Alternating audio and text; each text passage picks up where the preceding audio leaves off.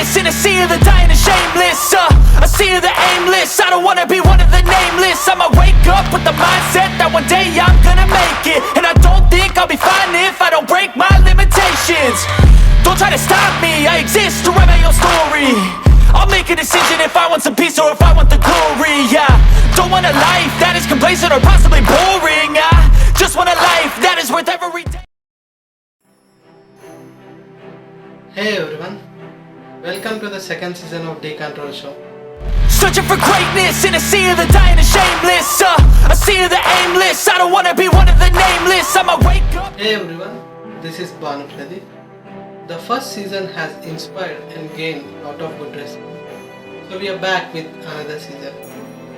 Today we are going to meet some special guests on the show. These are the people who care about mental health and make people aware of mental health. In our daily life, we need to balance our physical health, mental health to lead a successful life. In this episode, the speakers gave great insights on how to balance your work life, stress, anxiety, depression, psychological facts, and importance of mental health. These are the speakers who help many people by spreading the awareness on mental health with the help of an NGO, Brightside Foundation, and many more. So let's dive into the episode to know more. Hi Miss Akshaya and Miss Sinu. Welcome to Decontrol Show Season 2. Hi, good Thank you. evening. So how was your day going on? It was going okay. It's been raining here, so it's a little unusual for Chennai, but otherwise it's going good. So how Mine was about you, fine Sinu? too. I mean, it was fine too. It was just a bit hectic today, and with all the heat. So here in the Middle East, it's scorching heat. So it's very much hot here. So yeah, that can be one factor that can kind of stress people out because it's extremely hot here. Okay. So it's a great honor to have you on the show today. Thank you. So if you share your personal experiences, then it will be very good to us. So can we start? Yeah. So I'm Akshaya, and I'm doing my master's in applied psychology, and I'm also working in research at the Schizophrenia Research Foundation here in Chennai. And yeah, my main interest in mental health lays in raising awareness and things like that. Okay, that's good. So here's the first question. So you are from psychological background. So just tell me about why is the importance of investing in mental health? Right. So yeah, before starting on with that question, I'll just give a brief background about myself. My name is Sinu, and I'm currently working for an MNC here in United Arab Emirates.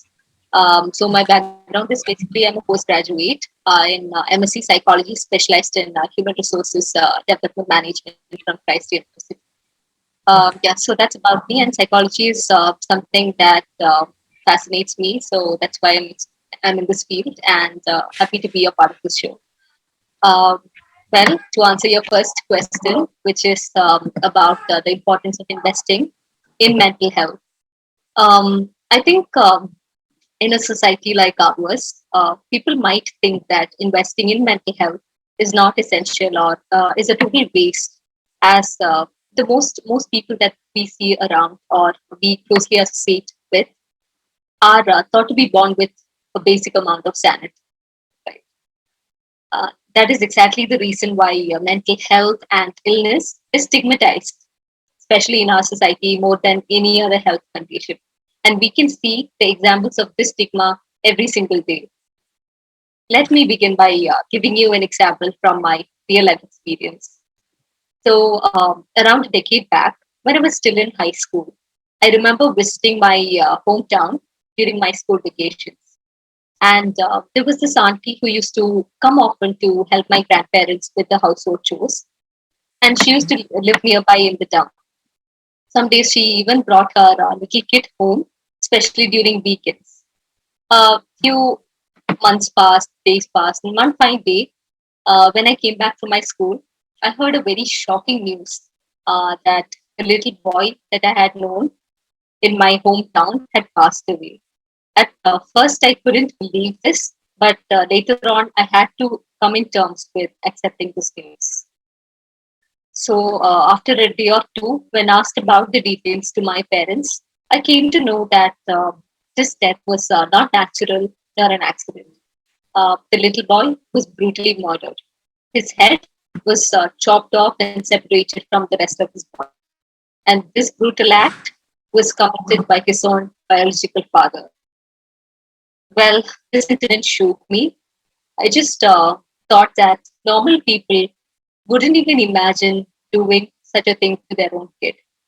That's when I came to know that the boy's father was not mentally sound, and without medical attention and support from his native place and from the people around, his symptoms worsened, leading him to kill his own child.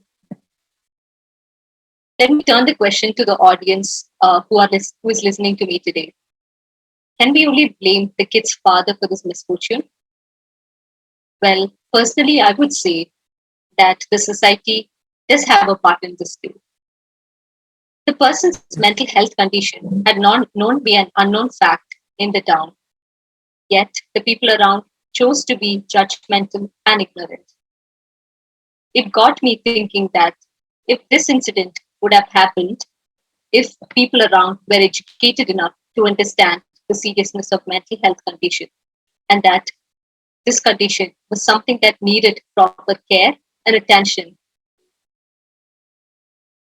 The fact is that people were not aware and they just stigmatized and they just passed on judgmental notes to the people who had mental condition. Well, I thought sharing this incident is extremely important because this is an ample evidence of why investing in mental health is pivotal these days.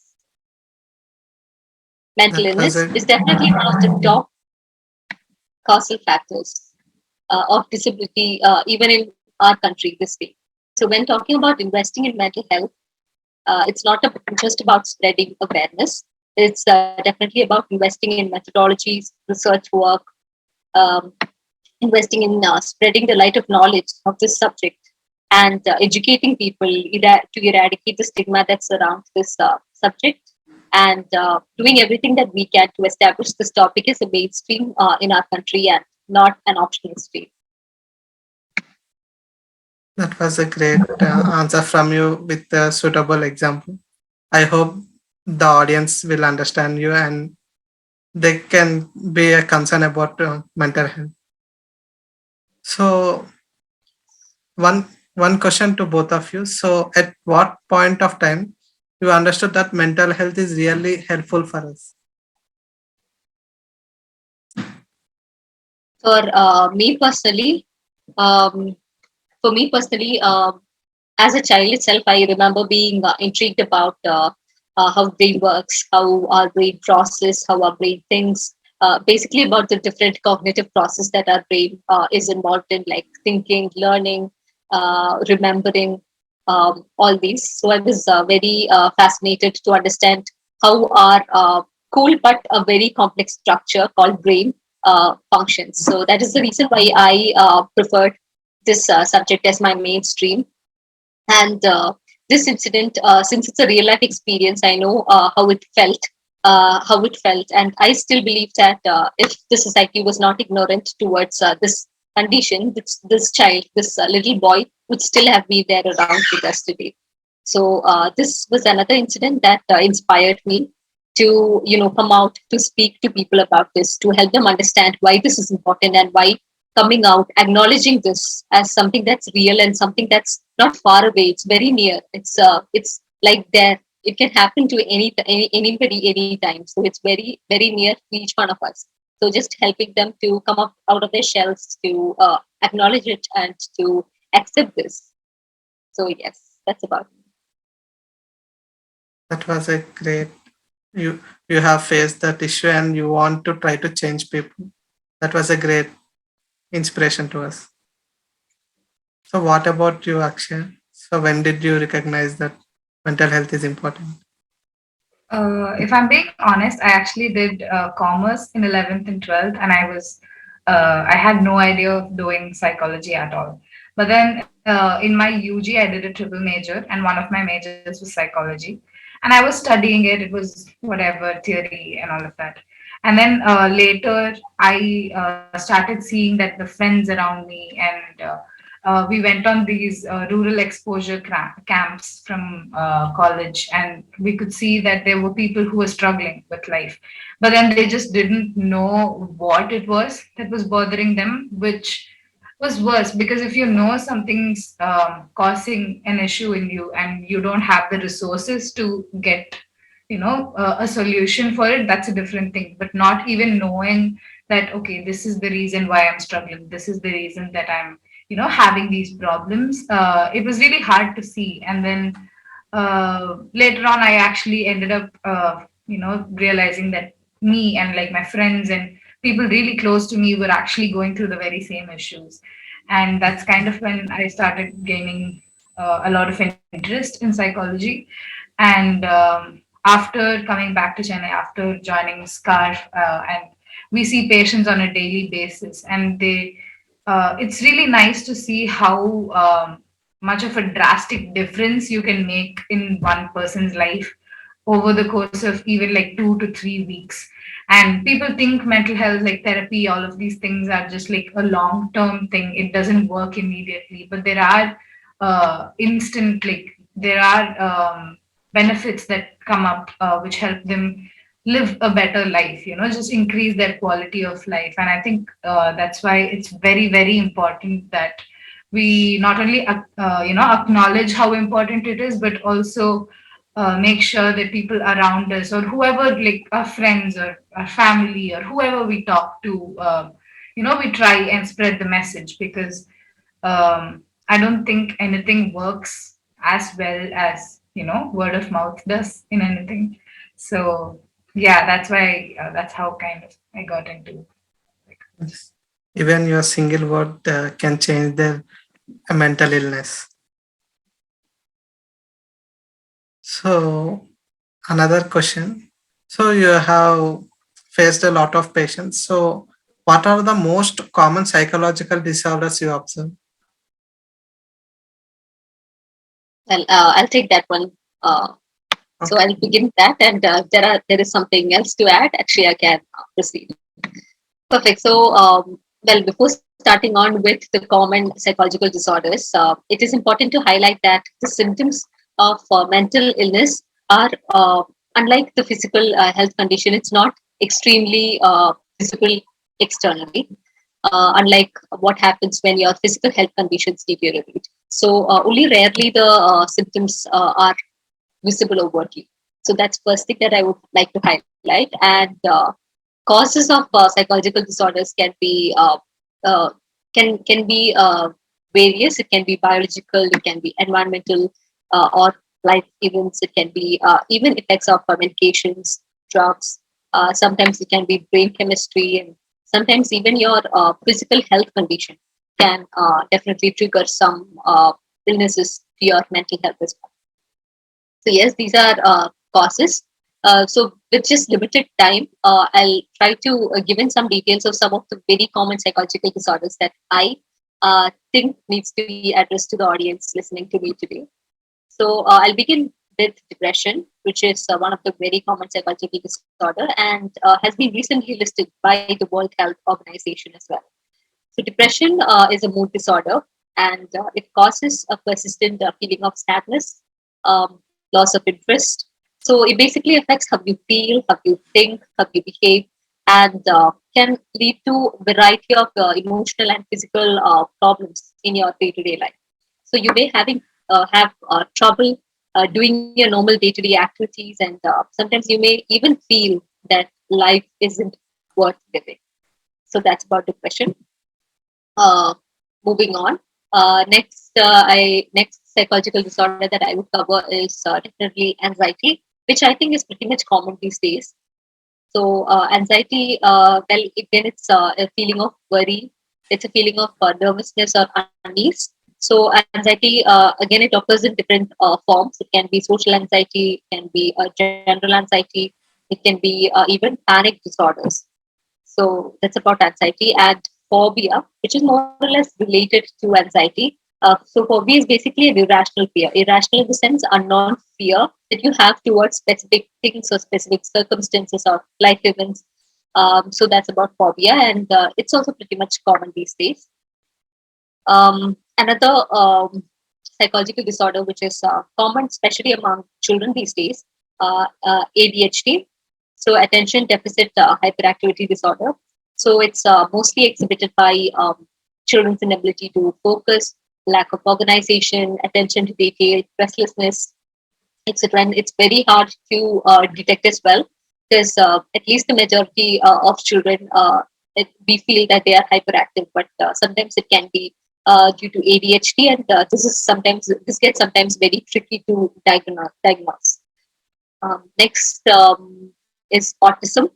So autism is again a neurodevelopmental disorder, and it's characterized by difficulties with social communication, social interaction, and people with autism usually are restricted and have repetitive patterns of behavior, interests, and activities. And they have intellectual properties, intellectual disabilities as well. So that's about autism, and also touching base on the learning disorders. Uh, One common learning disorders that I would like to cover in this session would be dyslexia. So dyslexia is again a language-based learning disability. It affects the processing of spoken and written language. So children with dyslexia usually have difficulty reading accurately and fluently. So again, dyslexia can be shown in various forms. It can be manifested in a variety of ways. So that's about dyslexia. And apart from all the disorders that I briefly mentioned, there are various other serious mental disorders as well, like the personality disorders, other mood disorders like bipolar, even eating disorders. And these are commonly seen among adults, but these are manageable, again, if identified and attended in a timely manner. So, yes, that's about psychological disorders. And yes, thank you. And the another one important question is, I have seen in lot of people they doesn't understand what is physical health and mental health. Can you tell us a bit what is the difference between physical health and mental health? Yeah, sure. So let me just give you a metaphor. So when you see a tree from outside, you can just see the part of it that's visible from above the ground, right? So that's about the physical health. That's about the physical health. It's the external visible body and the conditions that affects our body. So just about a tree, that's the parts of the tree that we can see or it's visible from above the ground is a metaphor for the physical health. Now, the foundation of the tree is definitely the roots, and it's from the roots that it's getting the minerals, the food, everything, right? So it's not visible, but it is hidden. It's hidden aspect. So that's Yes. like our mental health. It's hidden, but it's definitely the foundation. It definitely affects how even our physical health conditions manifest at times. So yes, there's definitely a connection between your mental health and your physical health. And I would say, just like how you see a tree, the part of the tree that's above the ground is a representation of your physical health. So everything that can be seen externally is your physical health. And mental health is the part of the tree that's beneath the ground, that is foundation, the part that draws the roots, the minerals, the waters, the nutrients from the soil. So that's the foundation, and that's your mental health. So, if you want to lead a successful life, we need to balance both physical and mental health. That's right. So, if we have misbalance, so we will have somewhat of issues, any type of health disorders. Yes, yes, rightly said. And another important question I would like to ask is, so what is the importance of work-life balance? I'll take this one. So I think work-life balance is something that we hear, day in, day out. We read articles about it. There's posts and everything about it. But then we never really understand. Like we never really stop to think, okay, what is it, right? And I think on a daily basis, everyone somehow, in some capacity, experiences issues with or is doing a good job at maintaining a work life balance. So, my understanding of work life balance would be that I keep my professional side of things like the things I do at work, the issues I have at work, the stress of my work, and all of that aside. And I can draw a clear distinction between this aspect of my life and the personal part of my life, like the time that I spend with my family, friends, just everything else, everything that is not professional, that is not work related. And I think it's very important to keep this work life balance intact, because it's like something of a somewhat of a seesaw. If one thing goes down, the other thing can go for a toss. And if you're having issues at work, you're going to be frustrated and you're going to snap at your friends or family, and you might not be in the best mood around them. And the same thing might happen other way also. If you're having issues at home, you're having financial stress, it will show in work, because you are so anxious to get everything done, because people are dependent on you, and it is very interrelated. So I think the importance of having a work life balance comes in where you're able to draw boundaries, and you're able to understand that there's only so much you can do, because you can do your best, and even then at the end of the day you might still have issues, things might still go wrong. So I think it's very important to maintain a proper work-life balance and like a clear distinction in between the two, so that you don't let either go to go into any issues. And ways that people do it is like having different email IDs for work and personal, having different phones, or having like sometimes these phones come with such settings where you can only get work notifications till a certain time. And there's so many ways we can do this. It's just that people, I don't think, understand the importance of doing these things, because they're just like, okay, fine, it's work, I have to do it at any point. And it kind of gives into like a toxic work culture, which doesn't really benefit anyone in the end. So yeah, I think it's very important. Yeah. Yes, it is very important to balance work life and physical life. So, from previous answers, I would like to ask a question. So, how to overcome anxiety?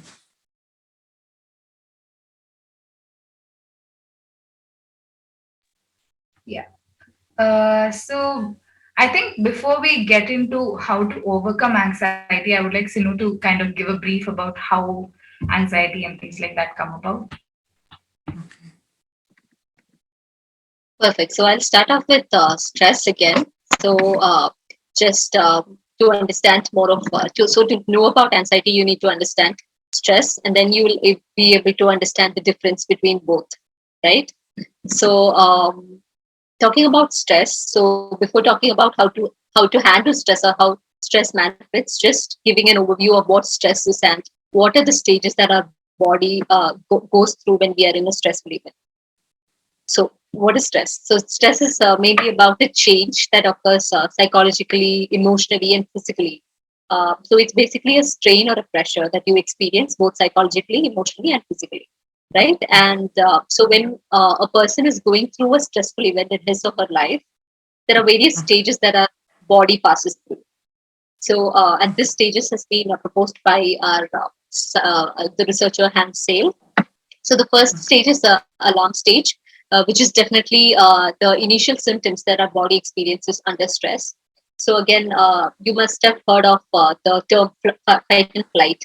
So this is very much common during this stage. So and in this stage, you try to respond respond physiologically. So basically, fight and flight is again a physiological response to the stress during our alarm stage. Next is the resistance stage. So in the resistance stage, again, our body attempts to return to a normal balance. So in the initial stage, our hormones and adrenaline, all and the heart rate, everything will be on its edge. So in the next stage, it tries to normalize. However, if there is a perceived stress, our body stays activated at a higher metabolic level in efforts to offset the persistent stress that we are facing. The third stage is an exhaustion stage. So this stage is again a result of prolonged or chronic stress. So again, the various signs of exhaustion are again fatigue, burnout, depression, anxiety. So these are the various signs that you are going through an exhaustion stage of stress. Now, what are the effects of stress that we face in our life? So, when we are in a stressful situation, we might have difficulty breathing, we might have panic attacks, we might have blurred eyesight, problems, fatigue, muscle aches, headaches, chest pains, pressure problems, indigestion, and if our stress is extreme, we might even go to a stage where we are completely burnt out. Right? In simple words, stress is basically inability to plan, focus, set goals, prioritize, or even stay calm. So basically, your emotions are like all over the place, and you are unable to control.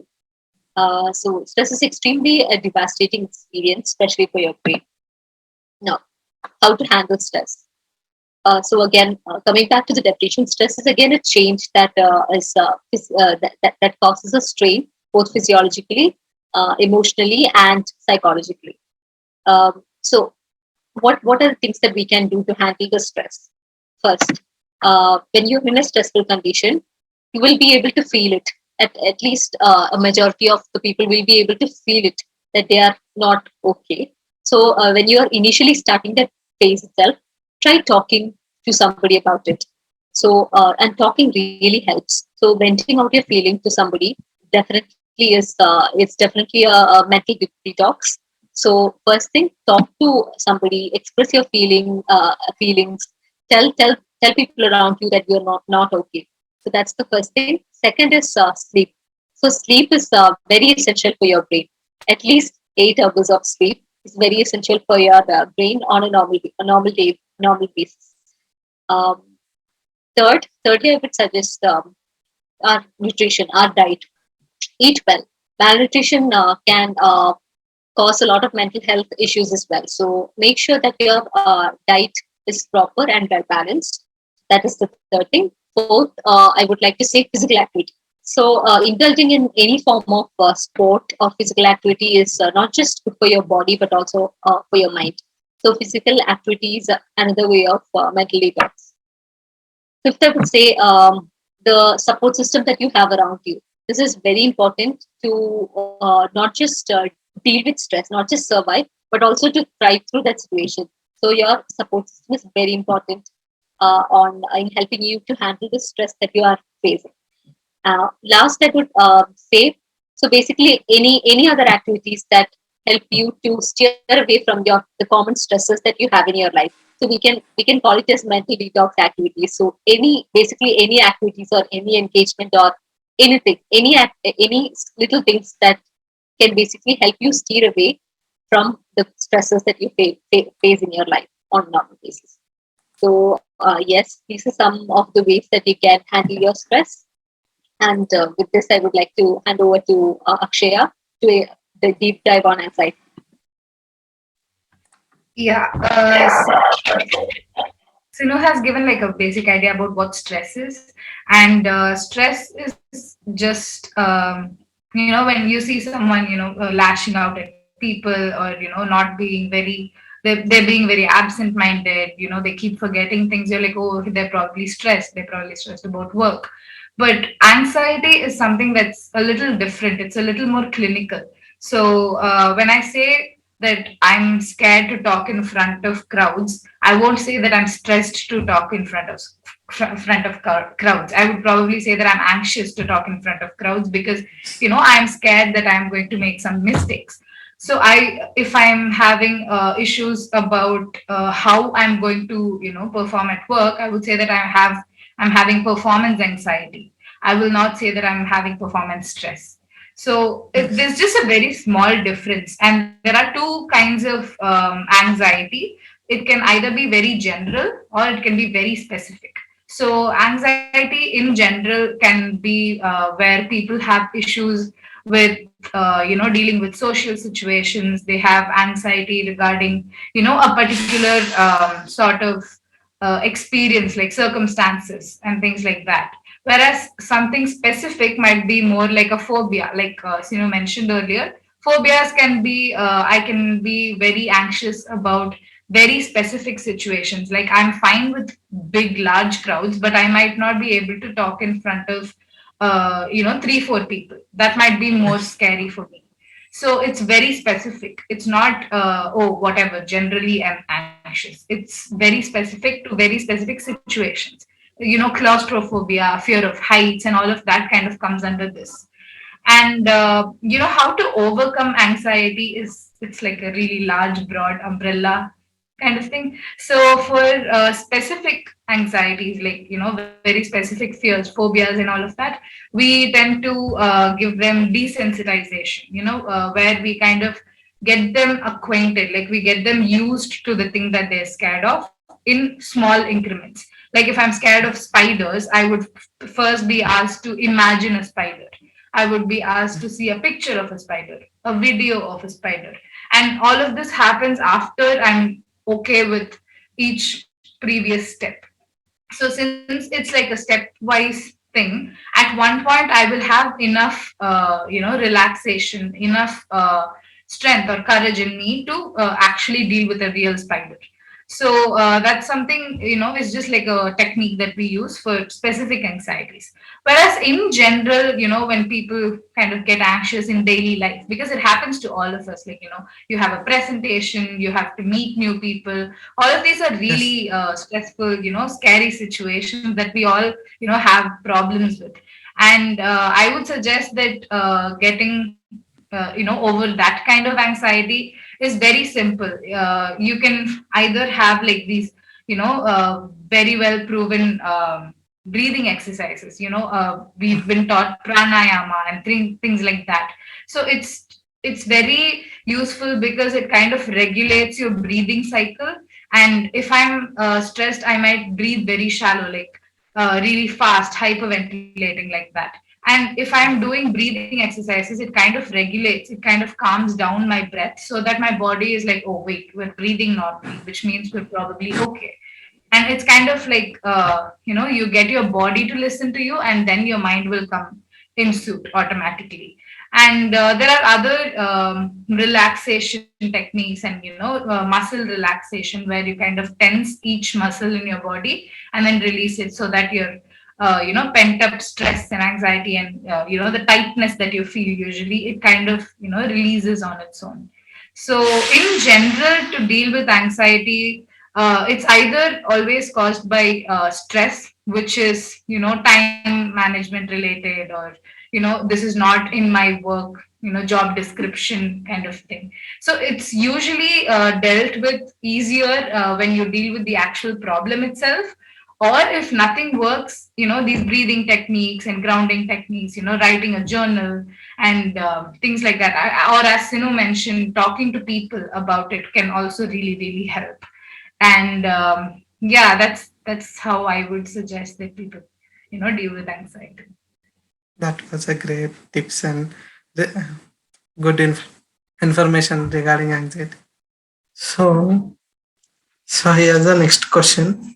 How can we overcome depression? So till now we have discussed about stress, anxiety. So can you explain me how to overcome this depression? I think Sinu and I will take a combined stance on this. Mm. So I think, so in general, when we see the patients who come in, nearly, 70 to 75% of the people who come in on a daily basis present with symptoms of depression, which is, being sad all the time, not wanting to do daily tasks, or they're not able to focus or concentrate and things like that. And this is what we kind of know depression to be. It's the poster boy of all mental health issues, and it's the most common thing that everyone knows about. But then I don't think people understand that depression can show in various different ways. It doesn't necessarily have to be someone being sad all the time, someone being someone crying or sleeping or eating all the time, things like that. In kids, like, in younger teenage aged kids, it can show up as anger or frustration or extreme behaviors, aggression and things like that. And I think it's important that we know how to identify these things instead of just, like Sinu said earlier, judging people for what we see, instead of actually trying to understand what's going on there. And I think that's a key step to understanding how to overcome or like get through depression. So when we talk about treatment for depression, there's obviously medication, but then most doctors, most psychiatrists resort to the medication as a last resort. It's not the first thing that they would go ahead with. As Sinu mentioned earlier, physical exercise and just general things have a great impact on our mental health, because having a fit physical body helps a lot in your ability to control how your mind is, how healthy your mind is, and things like that. I'm sure Sunu will touch upon like the therapeutic things a little bit later, but I think our first line of defense is always just doing things that you enjoy doing. People might have liked painting or writing, and then because of whatever issues, they develop depression and they don't do these things anymore. It's not their fault. It's just that they don't have the motivation to do it. They're tired and they're exhausted. They don't feel like doing these things. And one of the first things that doctors would suggest is that going for physical exercise and doing things that you actually enjoy doing. Even if it's not that I'm painting like a masterpiece today, I just pick up my notebook and sketch a little bit. I will probably feel a little bit better because it's something that I love doing. I haven't done it in so Yes. long. Even if I do a little bit of it, it will give me some kind of satisfaction, and things like that. And talking to people does wonders, and I don't think people stress on it enough, because when you talk to someone about it, you're not only relieving yourself of that burden, but you're also getting a fresh perspective on it. This other person could have like some kind of ideas, or things that they would suggest that you might not have thought of. And yeah, so that I think would be like the first line of defense against depression. And so, you want to take over? Yeah, sure. So more or less, I totally agree with what Akshaya says, and it's just like echoing or giving a summary and just a little bit of add-ins to whatever she had already mentioned on depression. So I think depression is again sort of mood disorder, as I mentioned before, and you will reach a you can even it can even be severe that you'll reach a stage where you will feel like your life is not worth living. So that's about depression, and of course there are ways to treat depression, but the better it is to if the depression is identified at an earlier stage. So first is definitely about the self help care points that I mentioned as a part of the stress to handle stress. So exercising, getting enough sleep, spending time with people, venting out, as Akshaya again pointed out. So these are all some techniques that can help, even help with depressive symptoms as well. Then counseling. So counseling or psychotherapy is usually like talking with a mental health professional. So they help. The counselor usually helps to address your problems and develop coping skills. So counseling definitely helps. Else, even alternate sessions, alternate psychomedications like, therapies, hypnosis, biofeedback, acupuncture, and studies have even shown that massages do help as well for depression. And then there are various other brain stimulation therapies as well, which are specifically for depression. So these help as well. And as a last resort, as Akshay mentioned, if there's no other way, the psychiatrist do prescribe medications, antidepressants, and other medications that they have to lower the symptoms, lower the depressive symptoms. But this is again last resort, because these are again the medications that they give are again antidepressants. So at least a little amount of drugs will be there. So there is a chance that you can get addicted, or you cannot, move on without the help of that. So your body can get acclimatized or accommodated to that medication. So this is again a very, very last step that your psychiatrist will prescribe if your condition is extreme, and the normal self healthcare methods and therapies won't work in your case. So yes. It is better to detect at early stage so that we can recover early, fast. So in recent times, due to this work pressure and everything, so everyone used to say self love, self love. I am practicing self. So what actually the self love is? I think, like you said, recently we've been seeing like this weird boom in, loving yourself, self love, and all Mm. of these things. But I don't think we really understand what that means, because according to Instagram, it means, putting on a self care, skincare routine, or, you know, whatever. I don't understand it. But then it sets kind of this very utopian, like idealistic concept of what self love can be.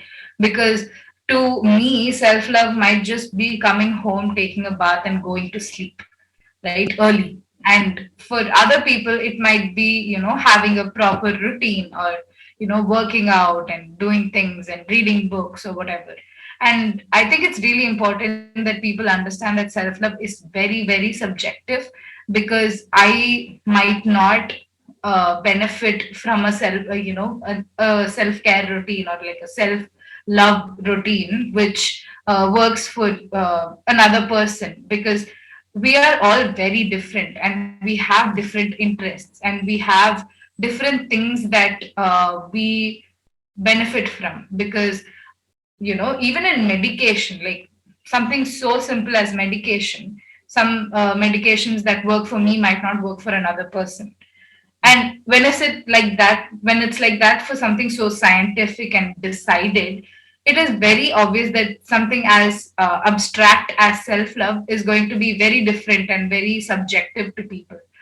And I think the core idea at the heart of what self love as a concept is would be that I am ready to not just accept that I am the person I am, and I have the needs that I have, but also making sure that I get it.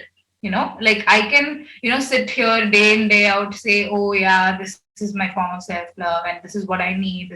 These are my, preferences. But then, as long as it's just an idea that I'm having, until I put some action to it, I don't think I will feel any better. I can sit here and wallow and tell myself, oh, this is what I need, but I can still be working over working too much, and causing myself a lot of stress. But I think self love can be very, very small, right? It doesn't have to be extravagant. It can be very small. Like if I feel like eating something today, I can eat it and I will feel really, really good about myself. And it can be something as small as that, and it can be something larger if that's what you prefer, like getting a massage, going to the spa, whatever. And for each person, it is very, very different, and it's important that people try and identify the needs in them. Because some people, like I said earlier, it's very person centric, and their preferences, ideals, interests, everything comes into play here. And I think that's what I think about self love. So, do you want to add on to that?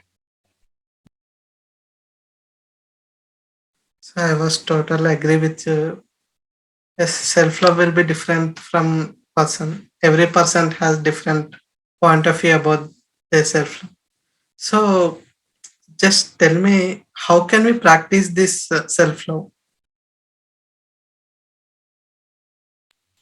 As I was mentioning, it doesn't have to be like a whole endeavor, like a whole task in itself that causes me stress, right? It can be something, as I mentioned, something so simple as I try to leave work an hour early so that I can come back home, lay back, watch a movie, get some rest.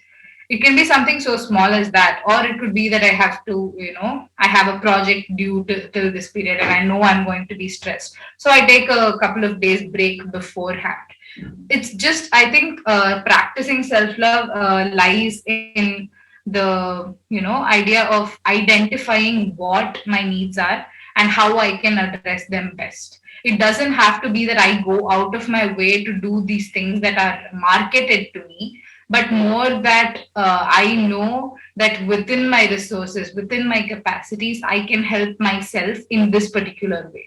I can make myself the food I want instead of, going out and doing all these other things. I will do that and I will probably feel good about myself. So at the end of the day, like I said, it comes down to just accepting yourself and understanding your needs and providing yourself with that needs. And I think some of the most, common things that people kind of tend to forget are the smallest things, like just winding down. People kind of tend to be on their phone right till the second they fall asleep. And I mean, I do it, but I'm not going to preach that, you shouldn't use your phone. But it comes down to, am I able to fall asleep earlier? Am I able to, get a restful sleep if I don't use my phone? And I'm going to not use my phone for a little bit, like 15 minutes before I fall asleep. I put my phone away. Just having that time to yourself so that you can think. Because these days, we tend to have so much media everywhere. Like you open your phone, you get so many ads, videos, things like that. And at work, you do the same thing. So there's so much stimuli and you're so stimulated all the time. And we don't really get a lot of time to think, introspective. Okay, how was my day? What did I do? Right? And a great way to do this would be like journaling. Journaling. Even if you're too lazy to sit and write, just sit and think about, okay, how did my day go? What did I do? Do I feel good about that? What would I do to make my day better tomorrow? It doesn't have to be, like I said, aggressively action oriented. It can just be something that's, helps me feel better. So things like that, journaling, meditation, having some downtime, winding down, doing things you love, hobbies, having something to do for leisure. And yeah, and I think most importantly, it's very crucial that we don't compare ourselves with others and what our self care needs are with others. So I think that's the best way to go about it. And yeah. We should analyze ourselves and we should recognize what our priorities and then we should implement. So, as you mentioned previously, you are working with an NGO.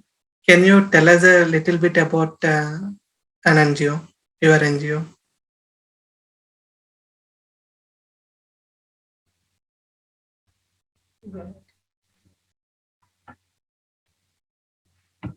Yeah, so Sinu and I work with the Brightside Foundation. We work in different projects, and the Brightside Foundation is an established mental health NGO, and we have various different projects that we work on.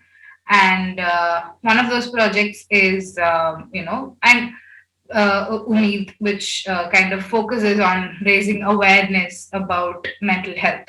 And it started off as a COVID relief project and has evolved into a flagship project.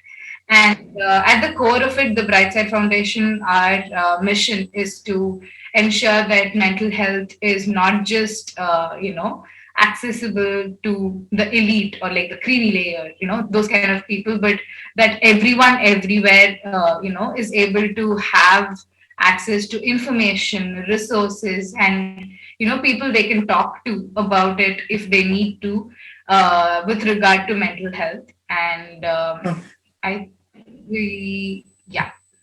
So you wanna add on? Right.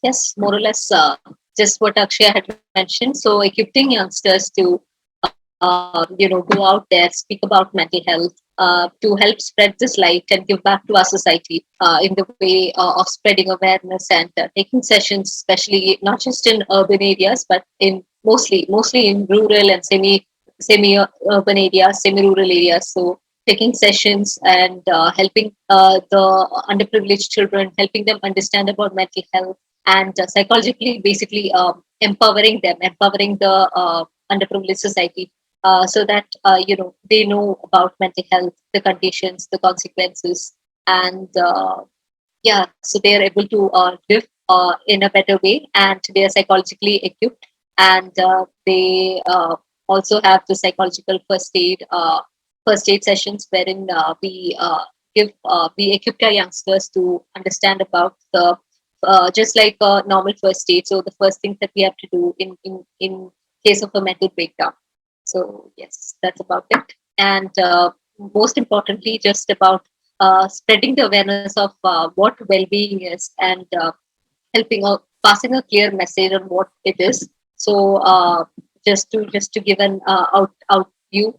So usually when we talk about well-being, it's normally a state of emotional, psychological, and social well-being, right? So most of the people will that has reached out to psychologists like me have this question. It's is well-being, mental well-being, only about happiness?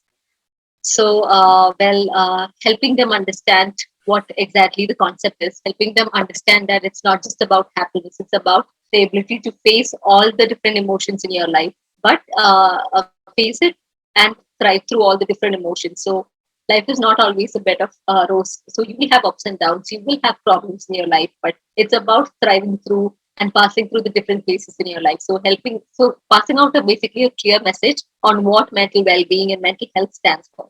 So just an example. So in the movie Inside Out, we can I'm pretty sure that audience watching me would have watched this movie. So the movie highlights about the importance of different emotions that we have in our life, and so the protagonist Riley just tries to switch off her sadness emotion, and then she that's when she understood that she's unable to feel the other emotions, the other major emotions, happiness, joy, and other sort of emotions in her life. So yes, even that movie itself, even though it's an animated movie, it reminds us that it's important to embrace the wholeness of ourselves, our emotions, give ourselves the permission to accept that sometimes we are not okay, and also give the chance to those around us to work through their emotional constraints that they have in their life. So basically, spreading out this message and making sure that the audience that we address to gets a clear idea about what mental well-being is and what it is not. that was a great job by you guys. So spreading an awareness how mental health works. That was a great job. So here comes the next question. So how to achieve well-being?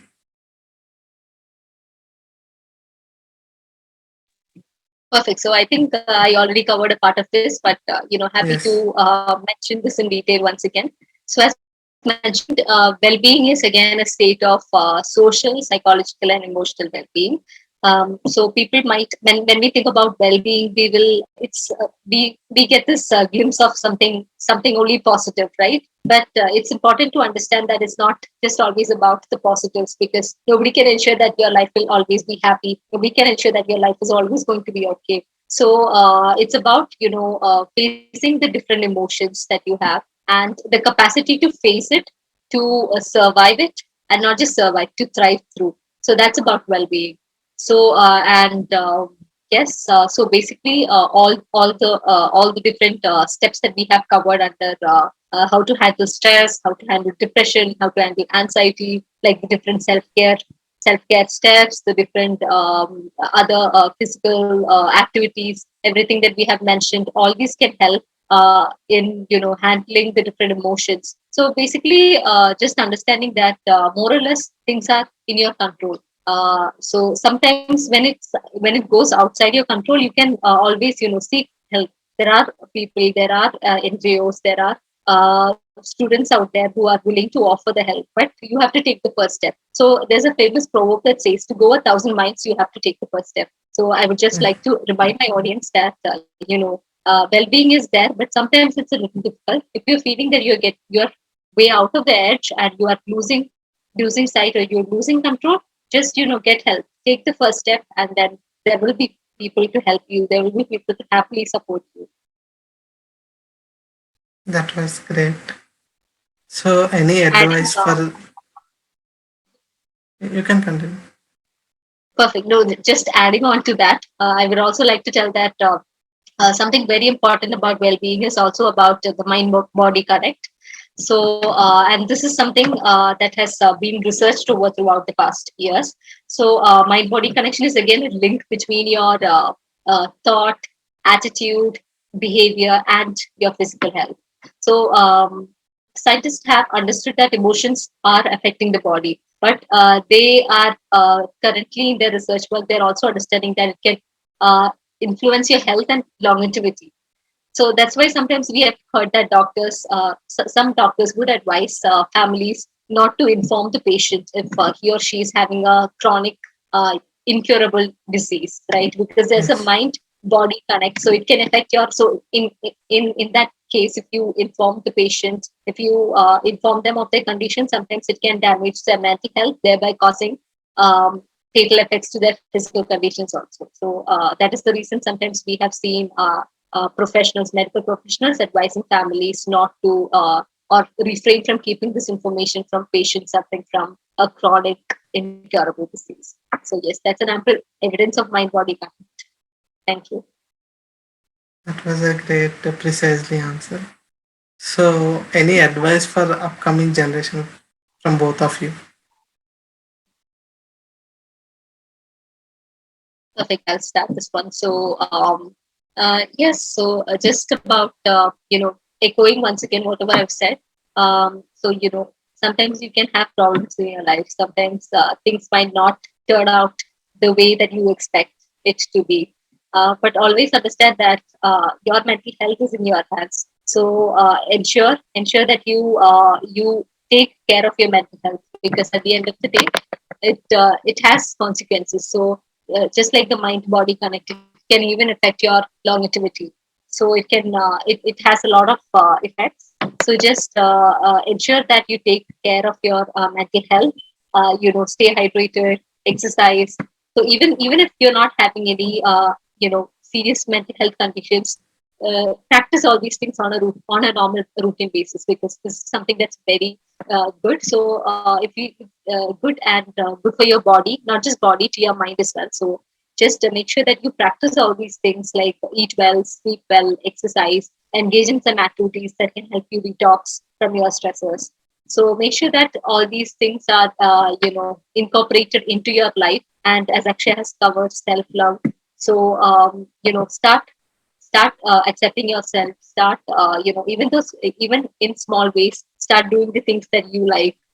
So it can be very subjective. It's very subjective. So what works for another person might not necessarily work for you. So it's very subjective, and start accepting the fact. Do not compare yourself.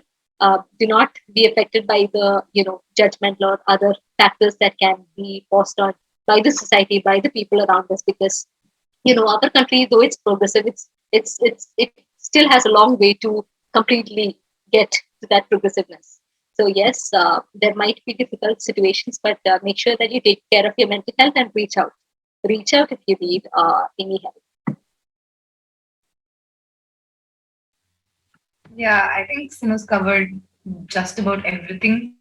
Yeah, so basically, the three things that I would like to say are that you should always know that your experience is your experience. Just because another person has it worse does not mean your experience is any lesser. Like if I am upset that my dosa was not crispy, I am upset that my dosa was not crispy. It does not mean that another person going through something more deep, something more extreme, does not mean that I shouldn't feel the things that I'm feeling. So, like Sino said, it's very important to not compare yourself. And secondly, you should really focus on having a good sleep and eating pattern, because anywhere you go to a psychiatrist, and the first question they'll ask you is, are you eating and sleeping well? Because you will not believe the number of issues that we can avoid and get rid of if we have a proper eating and sleeping schedule, because it kind of regulates your body. And like Sinu very correctly said, there is a key very interconnectedness between very important interconnectedness between your physical and mental health. So if you're eating and sleeping well, a lot of your stress and things like that will be relieved. And finally, just always always ask for help. Do not ever hesitate. You don't have to ask like, oh my god, I'm going through this. You just can say that, hey, I would like to talk to you for a couple of minutes. It can be very small. It doesn't have to be drastic to start with, because your friends might be able to help you in ways that you might not have known. Your trusted adults, people, anyone around you would be ready to help if you're ready to ask for it. So yeah, that's kind of what I would say. It was a great advice from. So, thank you, Sainu and Akshaya, for spending your time with us. Of course. Thank you so much, Banu, for having us. Thank you, Banu. It was an absolute pleasure. Thank you for calling us in. So that's the episode on mental health today. Do like, share, subscribe, and comment if you find it informative and helpful. To watch all the episode of previous season, click on the end cards or click the link below in the description. That's it for today. We'll meet you in next one.